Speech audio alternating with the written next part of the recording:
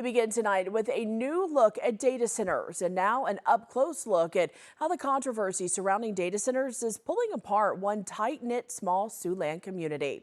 The town is Salix, where the debate over a proposed data center project keeps growing louder. KTV's Sophie Wyckoff walks us through what's driving the divide.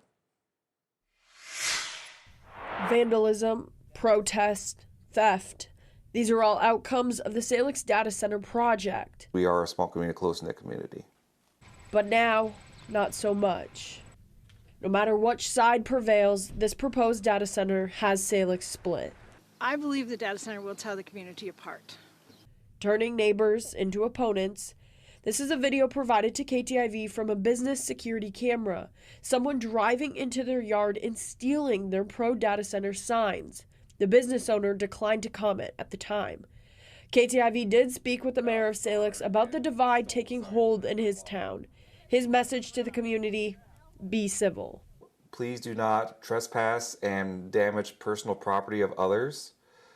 This isn't just disrespectful, this is against the law. And we need to recognize that that is not an acceptable way to behave. At Tuesday's Woodbury County Board of Supervisors meeting, people voiced concerns about damage to signs, while others defended their right to peacefully protest. Chairman Mark Nelson had a message for both supporters and opponents. And, remember that we're all going to be neighbors when this thing is over, however way the chips fall. In Salix, Iowa, with Chief Videographer Acacia Gillian, Sophie Wyckoff, KTIV News 4. So far, no arrests have been made for the vandalism or theft. On August 12th, the Salix City Council will vote on a moratorium, which would put a temporary pause on construction of new data centers.